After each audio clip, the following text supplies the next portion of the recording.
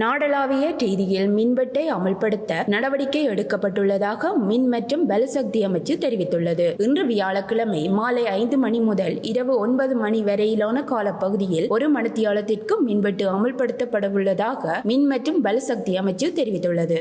தேச எல்லைகளை கடந்து பயணிக்கின்ற சவால்களுக்கு முகம் கொடுக்க உலகளாவிய பிரஜைகள் என்ற வகையில் ஒன்றிணைய வேண்டும் என உலக அரச உச்ச மாநாட்டில் உரையாற்றும் போது ஜனாதிபதி அனுரகுமார திசாநாயக்க தெரிவித்துள்ளார். மானிட வர்த்தகம் தொடர்பான முக்கியமான துறைகளில் எதிர்கால உத்திகள் மற்றும் திட்டங்களை அபிவிருத்தி செய்வதற்கு இந்த மாநாடு உந்து சக்தியாக அமையும் என உலகளாவிய சவால்களுக்கு முகம் கொடுக்க உலகளாவிய கூட்டு செயற்பாடும் அவசியம் எனவும் வலியுறுத்தியுள்ளார். இம்மாநாட்டின் பின்னர் ஜனாதிபதி அனுரகுமார திசாநாயக்க நேற்று ஒரகல் நிறுவனத்தின் நிறைவேற்று உபதலைவர் மைக்கேல் சிசிலியாவுடன் கலந்துரையாடலில் ஈடுபட்டுள்ளார். பொருளாதாரம் மற்றும் நிர்வாக செயல்திறனை மேம்படுத்துவதற்காக இலங்கையின் டிஜிட்டல் மாற்றம், பின்டெக் சேவை மற்றும் கிளவுட் உட்கட்டமைப்பு வசதிகளை பயன்படுத்திக் கொள்ளல் தொடர்பில் இதன்போது கவனம் செலுத்தப்பட்டது.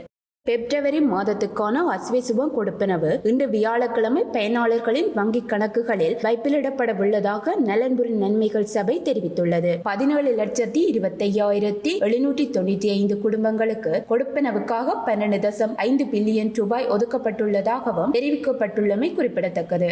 தையிட்டி விகாரை பிரச்சினைக்கு நீதியை வழங்க இந்த அரசு முன்வர வேண்டும் என்று இலங்கை தமிழரசு கட்சியின் பாராளுமன்ற உறுப்பினர் சிவஞானம் ஸ்ரீதரன் தெரிவித்துள்ளார். யாழ்ப்பாணம் தையிட்டியில் புதிதாக அமைக்கப்பட்டுள்ள விகாரையை அகற்ற கோரி நேற்று நடைபெற்ற போராட்டத்தின் போது ஊடகங்களுக்கு கருத்து வெளியிடுகையிலேயே இதனை தெரிவித்துள்ளார். மேலும் தனியார் காணிகளை கடந்த அரசாங்க காலத்தில் விடுவிக்க முடியாமல் போய்விட்டதாகவும் மக்களின் நியாயமான கோரிக்கைகளுக்கும் கட்சியின் பூரண ஒத்துழைப்பு கிடைக்கும் என ஈழ மக்கள் ஜனநாயக கட்சியின் ஊடக செயலாளர் ஸ்ரீகாந்த் பன்னீர்செல்வம் தெரிவித்துள்ளார். தையிட்டி விகாரை அமைந்துள்ள காணி உரிமையாளர்களினால் ஏற்பாடு செய்யப்பட்ட கவனஈர்ப்பு போராட்டத்தில் கலந்து கொண்ட போதே இதனை தெரிவித்துள்ளார். மேலும் தையிட்டி சட்டவிரோத விகாரை தொடர்பில் இராணுவத்தினருடனும் சம்பந்தப்பட்ட அமைச்சுகளுடனும் பேச்சுவார்த்தைகளில் ஈடுபட்டுள்ளதாக பௌத்த சாசன அமைச்சு தெரிவித்துள்ளமை குறிப்பிடத்தக்கது.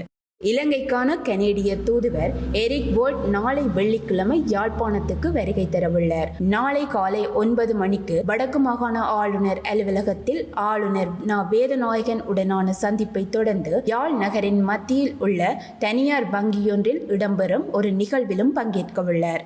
பங்களாதேஷ் அரசாங்க எதிர்ப்பு போராட்டங்களின் போது 1400 பேர் இறந்துள்ளதாக ஐக்கிய நாடுகள் சபை மதிப்பிட்டுள்ளது. இந்த இறப்புகள் பல பாதுகாப்பு படையினரால் நடாத்தப்பட்டவை என்று சுட்டிக்காட்டும் ஐக்கிய நாடுகள் சபையின் அதிகாரிகள் பதவி நீக்கம் செய்யப்பட்ட ஷேக் ஹசீனா அரசாங்கம் நாட்டின் மக்களுக்கு எதிரான குற்றங்களை செய்துள்ளதாக குற்றம் சாட்டியுள்ளனர்.